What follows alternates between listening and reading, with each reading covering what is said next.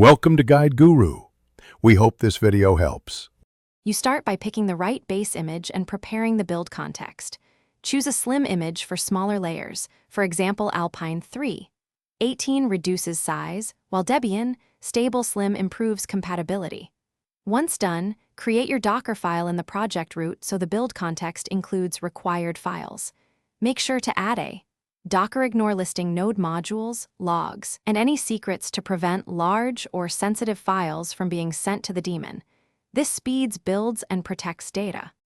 You now author the Dockerfile body using multi-stage builds to keep final images tiny. Start with a builder stage that installs build tooling and dependencies, run your build commands, and produce artifacts. Then in the runtime stage, copy only the built outputs. Avoid copying source or devdeps. Set workdir for predictable paths, define necessary env variables, and create a non-root user for security. Make sure to use precise run commands to leverage layer caching and minimize invalidated layers.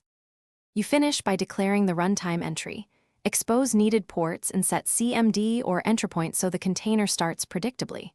Tag your image with docker build tmyapp latest and run it with docker run p8080 80myapp latest to test ports.